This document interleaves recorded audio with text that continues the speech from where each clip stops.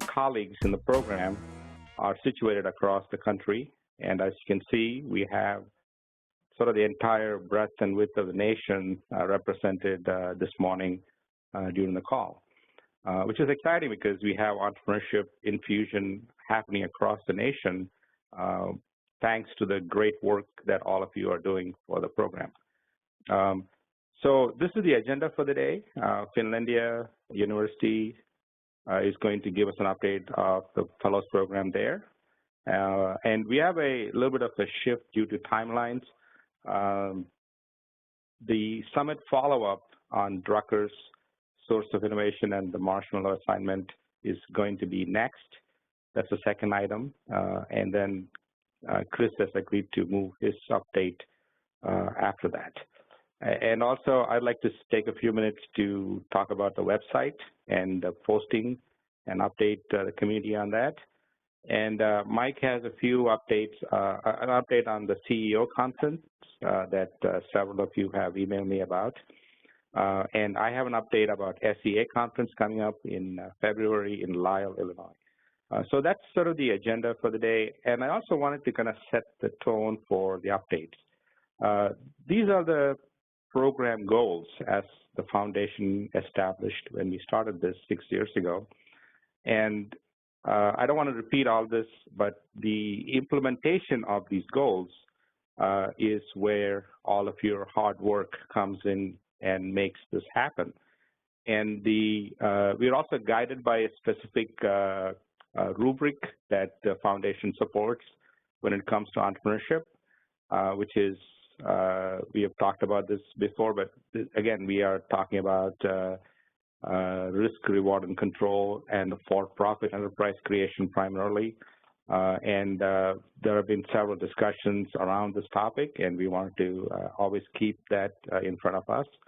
And we want to end with an action item today, and when we talk about the website, we have added a Twitter feed. I'll pull up all that and then talk about how the social media interaction is going to happen within the community of fellows. And there was a roundtable discussion that was facilitated by Clark at the summit, and there was a lot of interest from what I understand across the community to engage with social media and the fellows community. We have made that possible to the website, and we'll go back and when I do the website update, I'll talk about it a little bit. So that's the full hour that we have planned, and I'm going to, at this point, turn over the presentation turn it over to Karen with the presentation from Finlandia. And as we listen to Karen, please feel free to raise your, click the raise hand button if you have any comments or questions. And again, this is an opportunity for us to engage and look at how Finlandia is planning to infuse entrepreneurship in their coursework across the rest of the academic year. And so some fellows are creating entire new courses. Some are taking one or two learning objectives and modifying them to infuse entrepreneurship. Others are creating modules made up of 2 or 3 lesson plans to do this. It's really up to the program director and the fellows in each campus as to how this infusion is implemented on their campus. So when we listen to Finlandia, hopefully that will give us new ideas, or we can probably help them. What if you do this or that, suggestions. And that's sort of the thinking behind these updates. So we welcome engagement, and we hope that you have lots of questions or comments or suggestions. So with that, I'm going to turn it over to Karen. Karen, go ahead.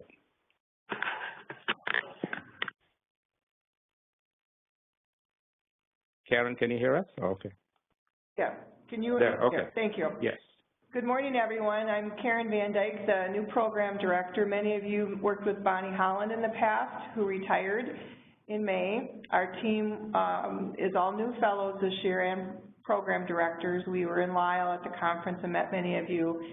We have 4 other speakers today to talk to you about courses that the fellows are implementing in this current calendar year.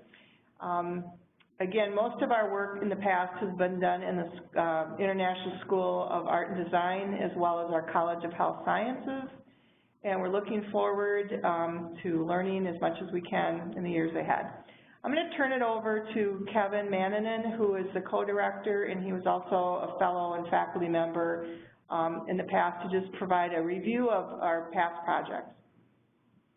Good morning, everyone.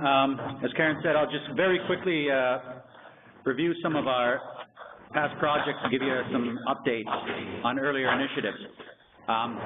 Probably one of our flagship initiatives has been the operation or establishment and operation of the Fuel Studio, which stands for Finlandia University Experiential Learning. And that is it's a student-run retail establishment here in our Judla Center for Global Business and Global Design and Business. And the Fuel Studio actually markets and sells locally made products by local artisans, as well as Finlandia faculty, staff, students, and alumni. So we began the project in spring of 2012. Since then, this project has gone ahead. We've adapted and added new product lines. We've also are now operating a short summer session, which was very important. And we continue to have pretty much a breakdown 50-50 between business majors and non-business majors. And that is certainly one of our goals, is to encourage non-business majors to participate in the Fuel Studio. The other main thing is within the School of Business, we've established a couple new courses. Well, the main course is a BOS 388 Global Entrepreneurship, which is promoting international business for small and medium-sized enterprises.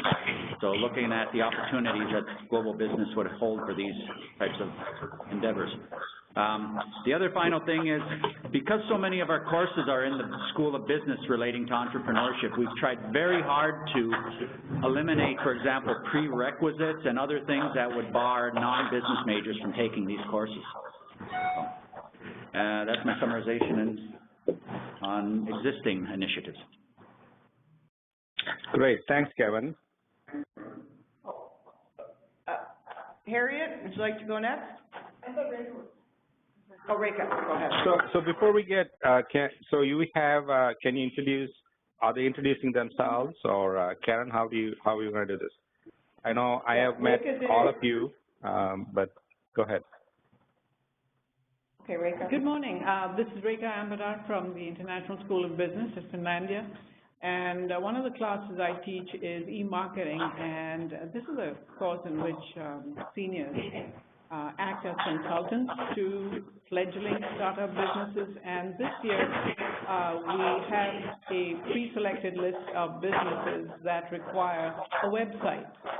So that's what we're doing, and our project is off and running. The students work in teams of 2, and they will be developing a website and a marketing plan. And so they are now in a series of interviews with the businesses. So we're excited about it. And Reka, how are these? I have a question though. How are these projects integrated in the course or the coursework? This is a major project for the course. This is what they have to do to get a grade. This is the kind of the final project. They have to deliver a website and a marketing plan, because this is an e-marketing course. This is what it's called. This is the title of the course. So they have to produce this for the final grade. Okay. And this is a permanent change to the course, or is it something that you're just trying out for this term? This is what we've been doing. The difference this time is that,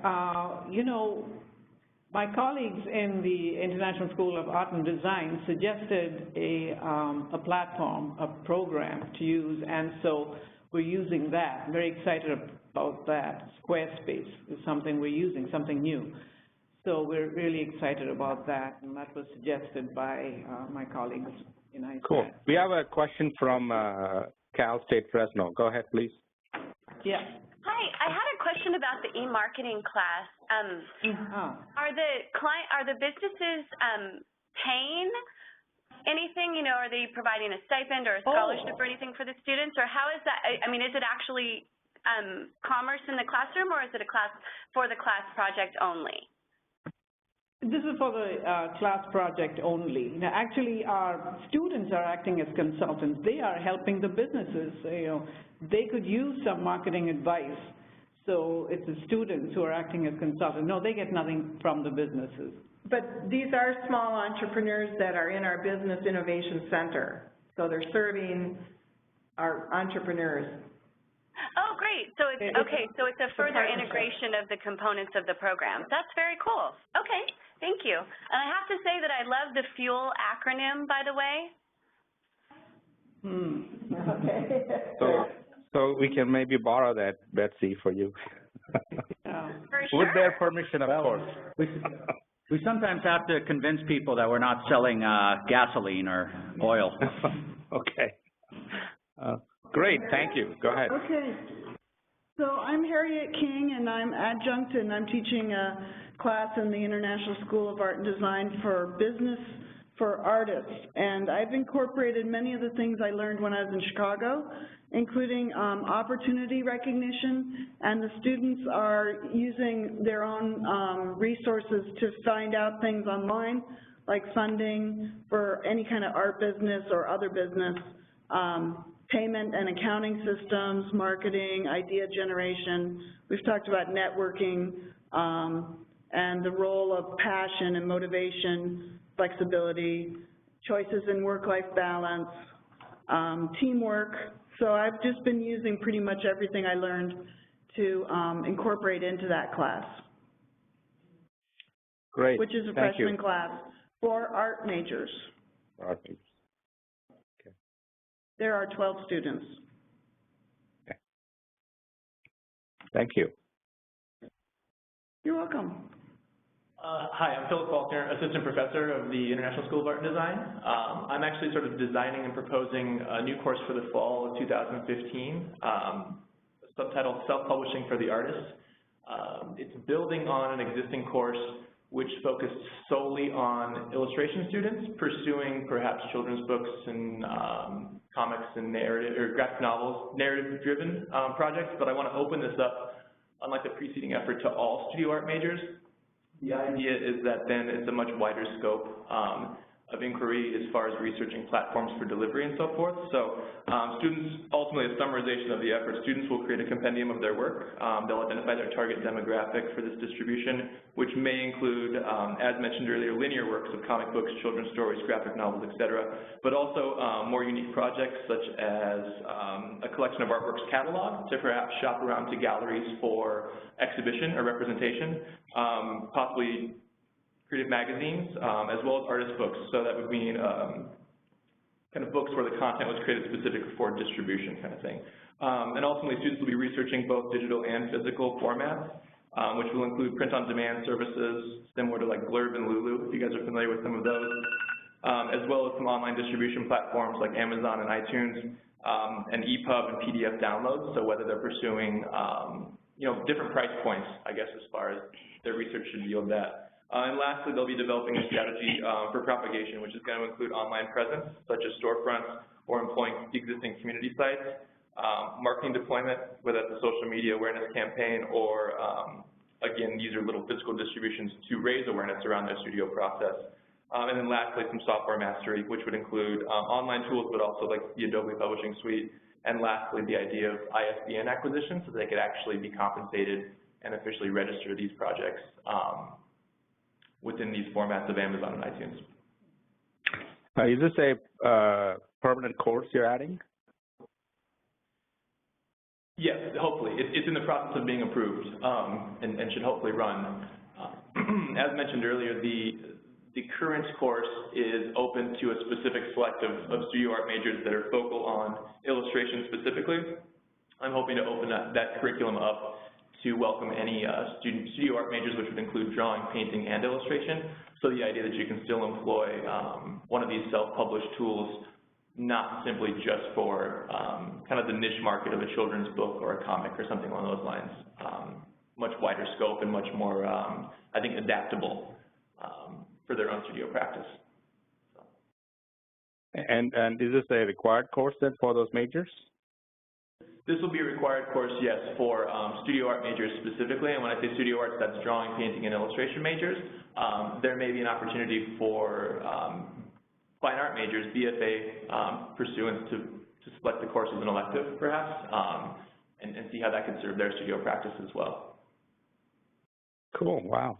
I'm looking forward to reading the syllabus you're suggesting. That'll be cool, because we have a lot of faculty in that same area that could benefit from that. So.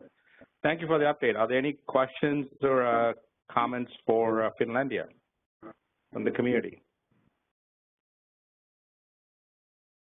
Okay. If there isn't anything, then let's move on to the summit follow-up discussion. This year we have decided to do a number of these follow-up discussions from the summit. And this week, for this coffee hour, Tim, Common Director at Cal State Fresno, and the Co-Director Betsy have agreed to, I guess, remind us and do a follow-up to the conversation on Drucker and the Marshall assignment. And I'm going to have to share a website here.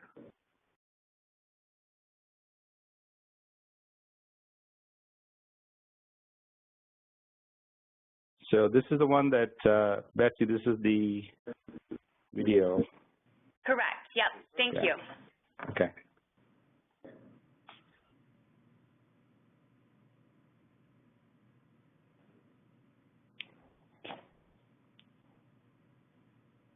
Joe, I think you just accidentally closed it instead of hit play.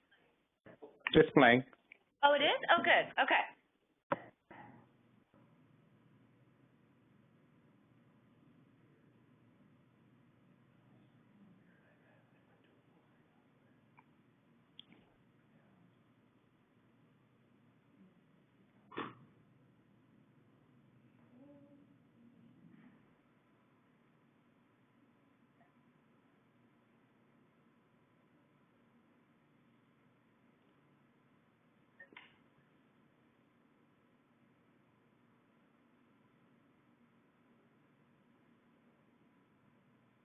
Are other people seeing us? Can you hear us?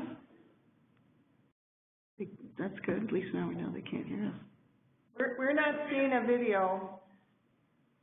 See, I did.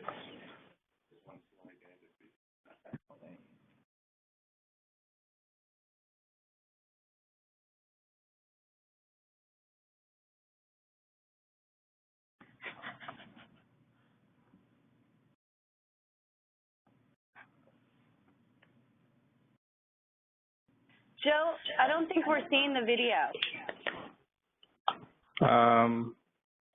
Hang on. There. Can you can't see the screen that I'm seeing? Now we do. Joe, when you hit play, it goes away. Oh, there it is. I'm sorry? So, wait, I just want to make sure that everybody can see the video. Can you not see the video? Can now see the video. We weren't able to up until about 30 seconds ago. Okay. All right. Then let's just start over here. I'm going to fast forward here.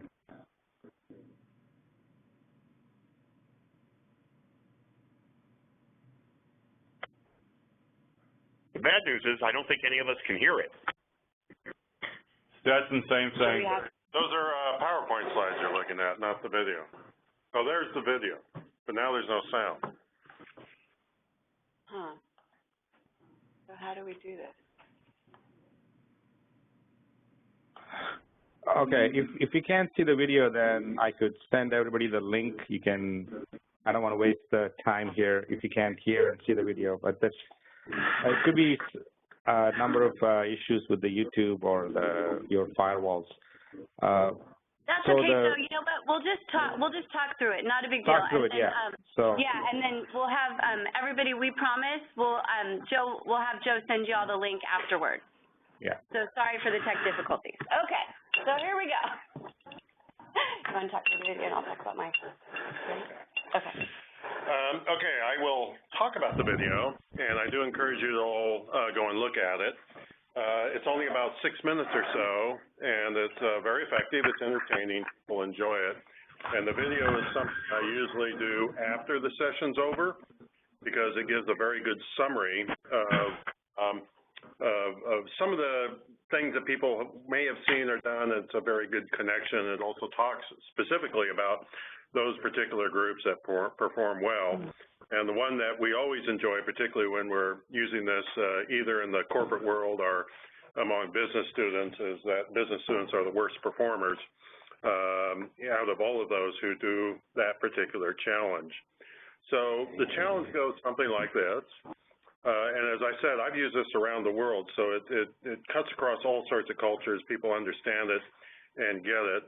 But what the challenge is to build a structure using a limited number of spaghetti sticks. You have some string, you have scissors, and you have some masking tape. And the challenge is within 18 minutes is to build the tallest tower. But when you get to the very end or at any time, you have to place a marshmallow at the top, and it has to be able to stay up. So it's no surprise as from the video that, and it's a fairly good line, that those who perform best are the architects and the designers. And then he says, thank God that they do. And that CEOs do very well, but they do much better when there's administrative assistants working with them. Because much of what goes on here is not simply the design, the structural design, but really the challenge of the team of trying to put this together and to compete. And it also has a very strong emphasis on the prototyping. The group that does best out of everyone are kindergartnens. Not faculty, but kindergartners. So some people think there's an association there. But that's not the case. And what he points out is that kindergartners are a little bit more unencumbered in their thinking, is that they do a lot of prototyping before they get to the end. Whereas the example of the business students, what they do is they try to build the thing, and then it's like 15 seconds left, and his point is they're always trying to come up with the best solution, or they come up with the perfect answer, and they put the marshmallow on top, and it falls over. So it's very useful in a classroom setting.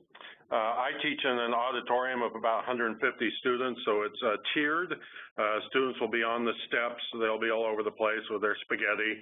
The only challenge, of course, is cleaning it up afterwards. But that's kind of the emphasis of that. I'm going to let Betsy talk a little bit about her experiences that she just did recently with it.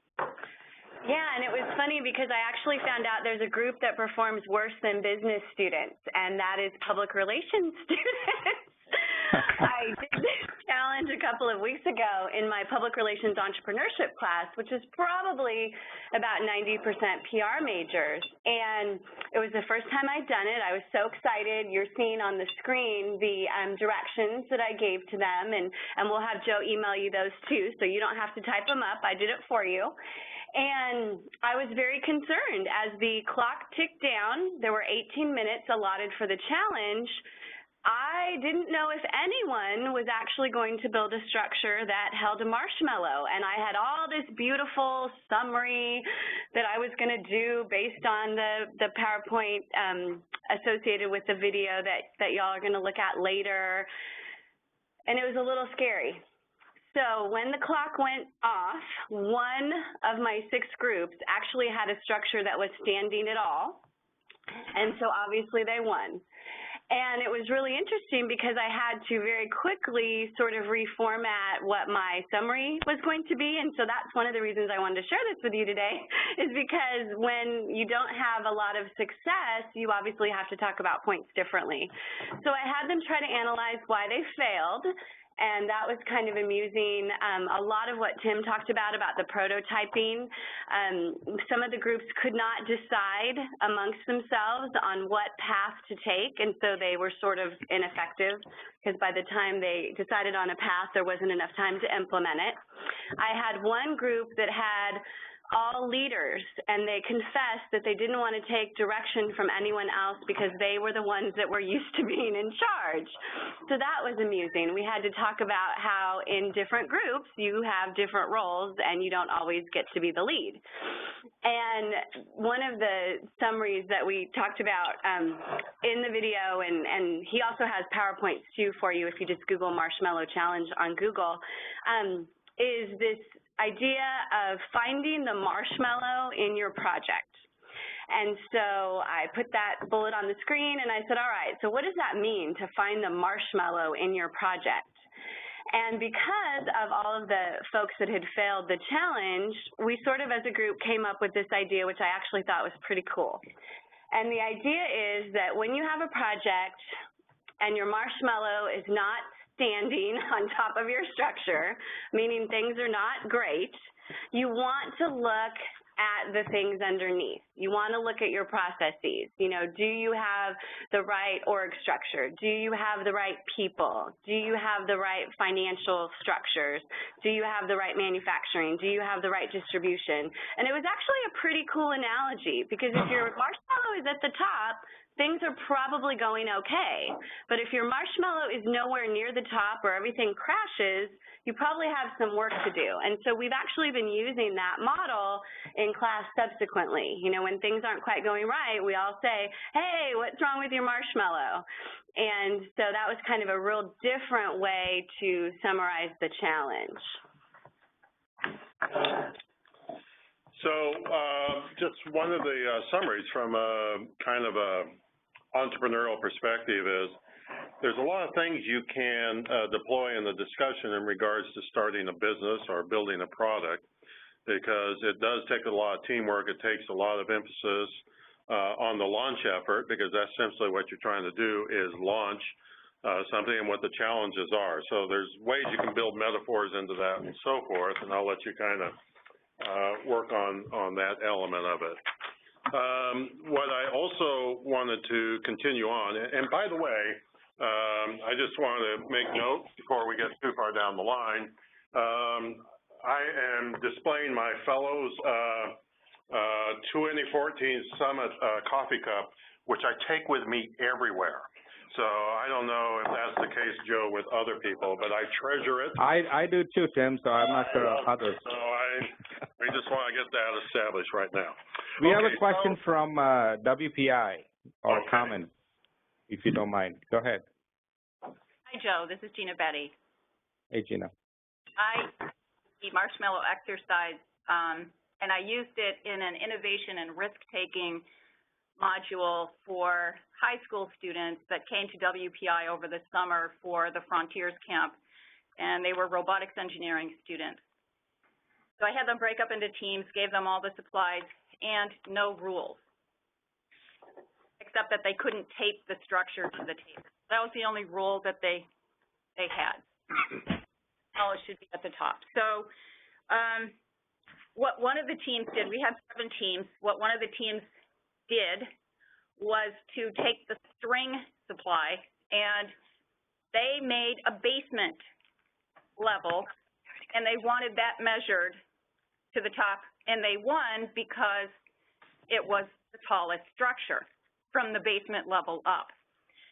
They hung a spaghetti structure from the structure above the table down below, like an elevator kind of thing. So I asked the class, I said, do you think this is fair? And they all said, no, that's not fair. You didn't tell us we could do that. And I said, but wait a minute, let's think about this. This is very innovative thinking. They took a risk. While the rest of the class, there were about 50 kids, they still didn't like it. So we took a vote, and the majority of the students voted against allowing that basement level. So the moral of the story is that you can use this spaghetti challenge in many different creative ways to teach lessons that, yes, being an innovator is risky. A lot of people don't like what you've come up with and will vote you down. But then when you talk about it, you have to tell them to get out of their comfort zone of what they think the rules are, because a lot of innovators break the rules. So that's all I wanted to add. I love that, and thank you so much for sharing. And I think that's one of the things as educators when we do this assignment is that we really need to be watching carefully what's happening, so then we can sort of ad lib, for lack of a better term, some of the lessons that we really feel are happening in the room. Because I love that story, because it just shows that every time you do the challenge, you're not quite sure what the outcome's going to be. And so that was a beautiful lesson that you shared with them, and I think they probably learned more from it going a little wonky than if it had gone the traditional path. So awesome. Kudos to you, my dear. Thank you. So what a great segue into the next theme, and that is the 7 innovation points. Tim, excuse me, there's another question that I have someone chat. Is there a way to integrate this on an online course? Well, it's an 18-minute exercise, and how you do it online, you need to have a team experience. This isn't, in my opinion, something you do for the individual, because part of what is going on and to be able to perform is being able to, one, get your team on the same page, build a vision for what you're trying to do, and then also to start trying to figure out what the key elements are, the tasks that have to be performed, and assigning the responsibilities to it. Obviously, if you have all leaders, that becomes a problem, and that's something to display. So I'm not sure within an online environment that's going to be all that effective. Okay, thanks. I'll circle back to Rose, who had the question about this. Okay, go ahead, please continue. The other thing, and again, I'm just pulling some insights from the video, is that at one point he had offered a $10,000 prize to whoever had the tallest, and that is, of course, what you're competing with, is who would have the tallest. And the $10,000 was in software, but nonetheless, it was substantial. No one was able to even create a structure that performed or had any height. He said if someone had done 1 inch, they would have won the $10,000. So there's a lot of different examples there of ways you can build different elements into the process. So what Joe asked me to do was to circle back and bring this into the Drucker key points of innovation that we're all fairly familiar with. And so I'm going to provide you just some insights into the way I use it and think about it from Drucker's perspective. And Joe, do you have that slide you can? Yeah. Oh, perfect. Okay. So Drucker, here are the 7 points. They're obviously abbreviated, but the unexpected is really what is called the ta-da moment. The ta-da moment is where you spent a considerable amount of time trying to build the structure, and what everyone tends to do is to put the marshmallow on at the end. You're going to have several outcomes of that. Most people don't understand that the marshmallow, while it's a marshmallow, has weight compared to the structure itself. So your ta-da moment is simply expecting it to succeed and, in most cases, failing, falling over on you. So that unexpected allows you to have that opportunity to rethink what you have developed and what you've created. And I think one of the points is, when do you have that ta-da moment, or when do you allow yourself as a team to experience failure? Do you wait till the end when all of the risk is there, or do you try to build prototypes to see if you can get to the failure early, allowing, say, 10 more minutes to keep on going? And what you find is most teams, from my experience, is they wait until that, almost to everything's at risk, right at the end. And that excludes the opportunity for more innovation to occur. Drucker talks about incongruity, and here I think about the simple versus complex. This is spaghetti. This is string. This is masking tape and a marshmallow. How simple can it be? And all you're asked to do is to build a tower with a marshmallow on top.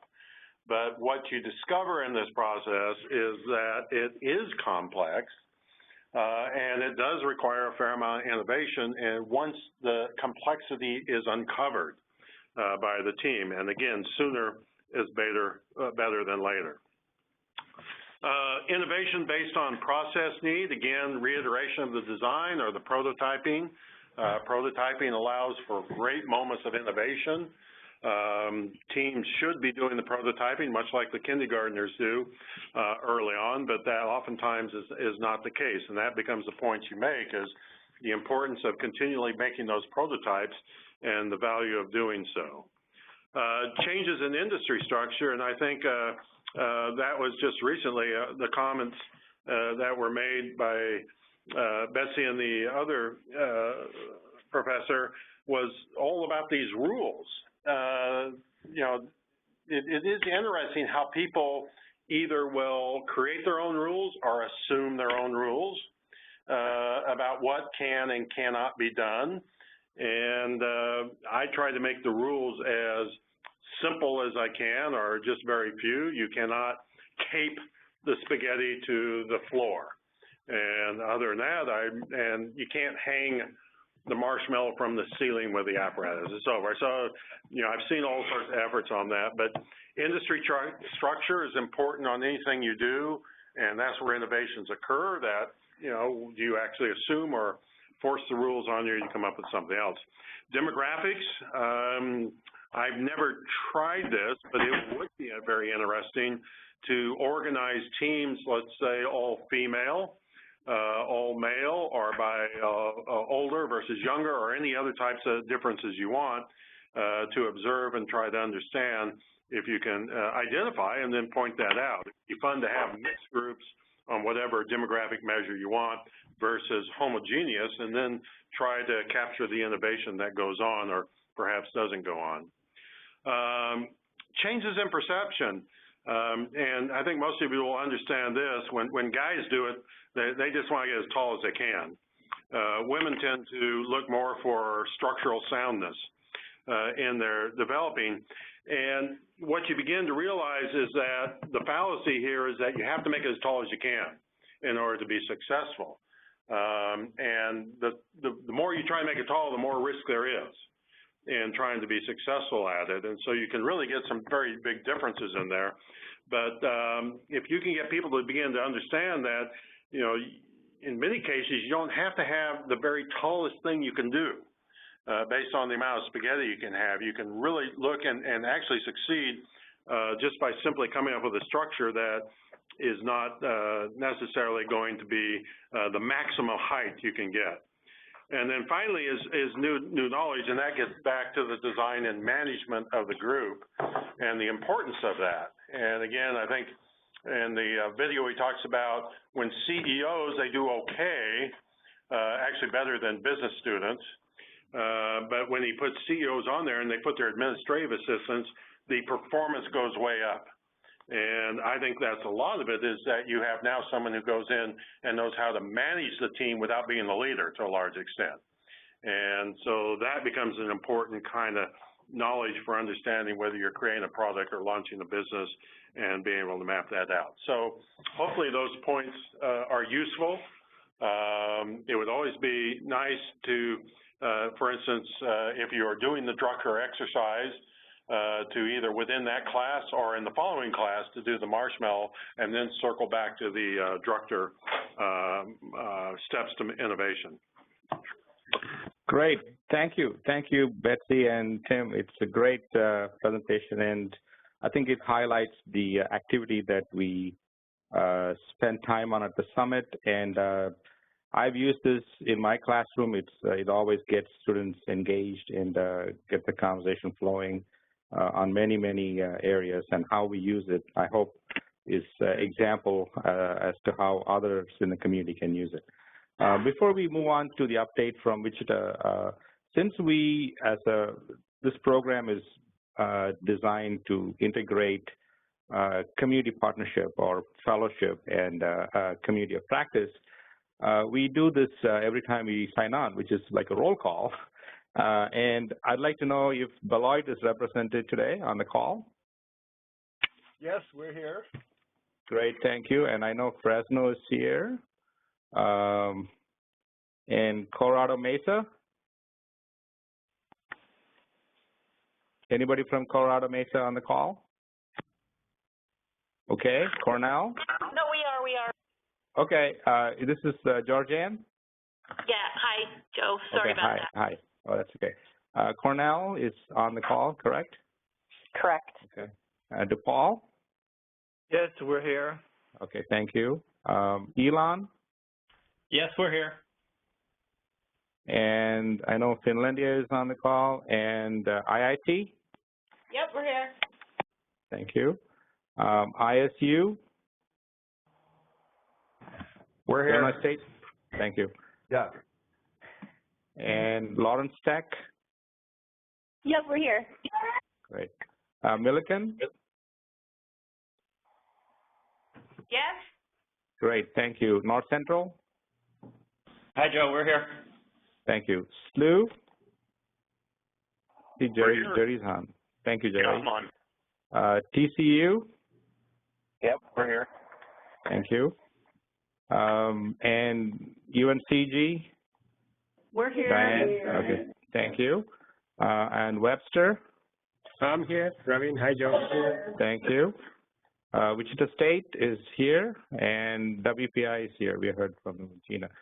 Okay, great. Now, we're going to Hey, Joe, we're here too. You forgot to ask Stetson. Oh, I'm sorry. Yes, Stetson, I marked you. I saw the sign-in, so yes, thank you. Thank you, Gary. And so now I'm going to turn this over to Chris from Wichita State to give us an update on what fellows on this campus are working on. Chris, can you hear us? Let me see here.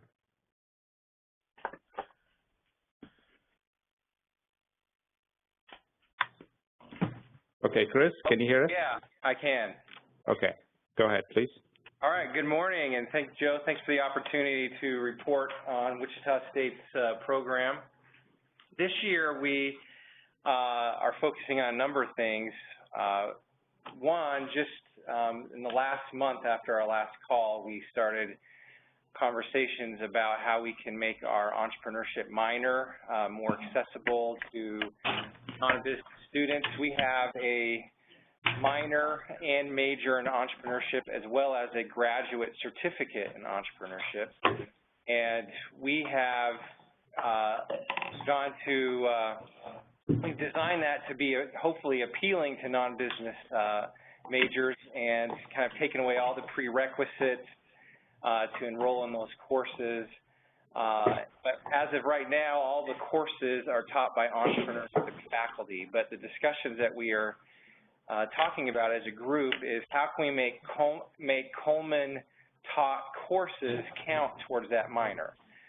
So we're going to discuss how, what the content and what other requirements would be needed to make those courses required for our entrepreneurship major. And we think that will give students another incentive to enroll in entrepreneurship courses and hopefully seek after a minor when some of their other courses that count towards their major and their individual disciplines can also go towards a minor in entrepreneurship. So that's number one. I guess the other thing that we really focus on here is the goals, the Coleman goals of experiential learning and business creation. And there's a number of initiatives that our fellows are engaged in that kind of fit with that. Number one, I guess the big thing is each spring we have a business plan competition we call the New Venture Creation Competition. And as a fellows group, we really encourage our students and prepare and mentor our students to participate in that. That becomes really real world where students have the opportunity to interface with other business professionals and investors and serial entrepreneurs who can give them advice and help them make their ideas and plans a reality. This last year, over 50% of our submissions to the competition were from students enrolled in Coleman Fellows classes. And so we are continuing to support that. And a big part of this experiential learning is Stephen Skinner and I co-teach a class where our capstone courses are combined. I teach the capstone entrepreneurship major course. Stephen Skinner teaches the capstone electrical and computer science engineering class. And we have brought those courses together and had entrepreneurship students team up with engineering students, and they are co-creating new products. And the engineers are creating a prototype, whereas the entrepreneurship students are developing a market commercialization strategy and validating the ideas with customers and industry experts to kind of pivot their ideas to align with customer problems and needs. And we're seeing some degree of success with that. We've done it for the past year. A lot of other fellows are also giving experiential opportunities. Jeremy Patterson in exercise science and Jibo He in human performance have been successful in taking technology that's coming out of their lab and mentoring students in the business creation process around those technologies. And those technologies have been very successful in our new venture creation competition. So that's giving students hands-on experience to build technologies to get on the path to business creation. Another example is Natalie Grant, who couldn't be with us today. She's in social work, and she's designing her class. She's a new fellow this year, and she's planning on designing her class to help take and abandon a vacant theater called the Dunbar Theater in an urban area in Wichita, and to use that theater as a venue for business creation in an urban environment. So the social work students are going to partner with community leaders and other people in the community to use that theater as a point of contact and actually a space where businesses can be created in that community. So it's an example of students partnering with community individuals around this vacant theater to try to come up with innovative programs and businesses in the community. So those are just a few of our examples that we're engaged in at Wichita State. So that's my report. Great. Thank you, Chris. We have a lot of wonderful activities going on, and I'm hoping that you and your fellows would share some of these ideas and action plans and happenings on the website, which is something that I'd like to get into in the next few minutes. But I'd like to, at this point, have, again, switching in terms of interest of time. Mike, can you talk about the CEO, because there were some questions about the CEO conference. Let's go to that, and then I'll go to the website and end the meeting. Yeah, we put out the idea of offering a number of CEO scholarships and tried to poll the group to see who was interested in it, and then forward those on to Jerry. Jerry, I believe, also reached out to the group to talk about the offer. What we have so far, and I want to put these out there, have you tell me whether there's anybody else that's in the mix. We've heard from St. Louis and Jerry Katz that he has individual with Mesa has got Wichita State has got one participant for CEO. Gary at Stetson. We've heard there, Gary, that there's some interest, but if there's an individual identified, they don't know about it yet. Tim has got a number of individuals that he's identified to participate. And Kevin at Elon, we've heard that there may be some interest there, but they haven't had anybody register yet. So if there's anybody else on the call today who is considering sending somebody to CEO, can you speak up and let me know, and I'll have CEO connect with you?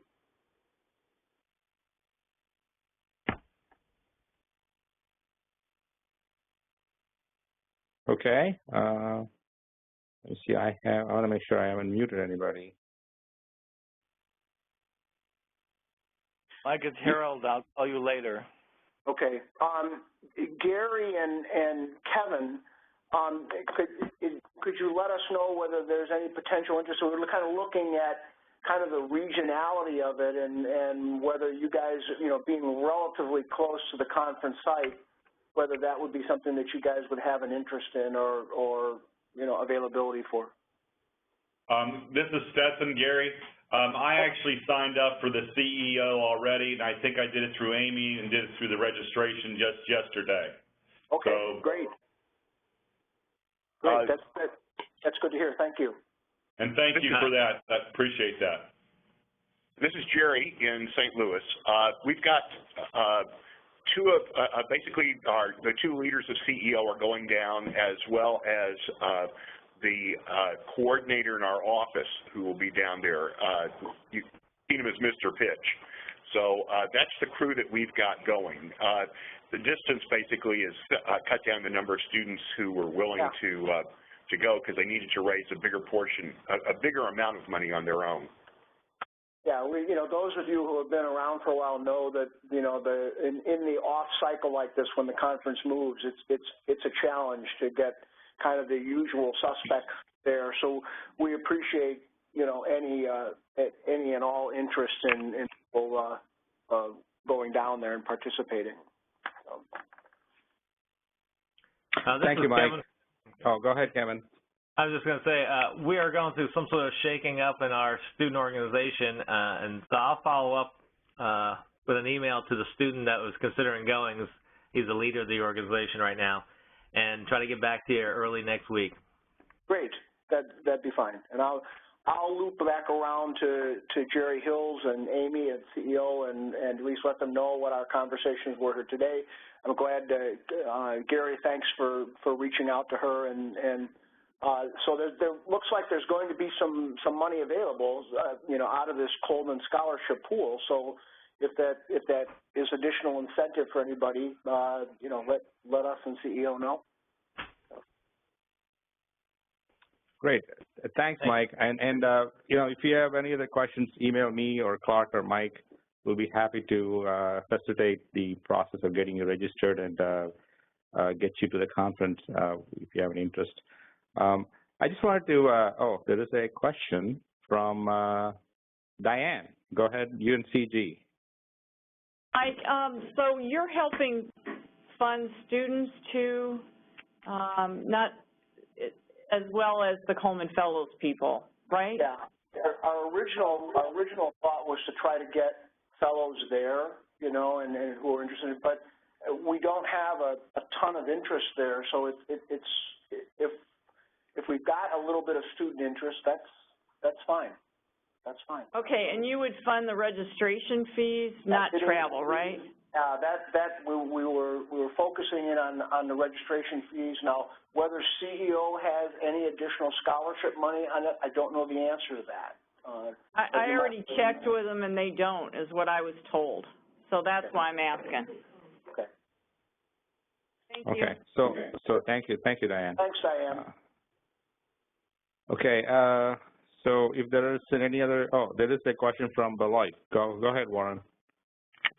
Well, not so much a question, but I wanted to report that we have 4 or 5 students who are going, and we had a competition among our students to apply to see who would be selected to go, and we had 3 or 4 applicants for every position. So the people we do have going are definitely the best student entrepreneurs, and if we can apply for some registration support for them, that would be terrific. Yeah, Warren, what I'd like to do is connect you with Amy to make sure she knows who those names are, so that you have access to that scholarship pool. We'll do that then. Okay, great. Nice way to handle that. Great. Thank you, Warren. Thank you, Mike. So the remainder of the time, I'd like to go through a few items and then talk about the website quickly. So we do have a call for action. There are a number of fellows who have posted their before syllabi or their action plans, which they started talking about at the summit. And we'd like to go ahead and encourage everyone to post their before syllabi or their action plans. For example, if you are creating a new course, like in Finlandia's case, post a update and say, I'm working on putting together a brand new course that's a permanent addition to the curriculum. And we'd like to hear about those action plans and the activities on your campuses. I'll talk about we have added the Twitter feed to the website. We'll talk about that when I show you the website in a minute. We are also looking for volunteers to help us manage the Facebook.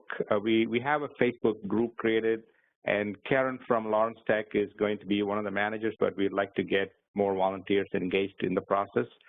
We also have a LinkedIn group that's been around for 4 years, but we are looking for volunteers from the community to help us manage these social media elements.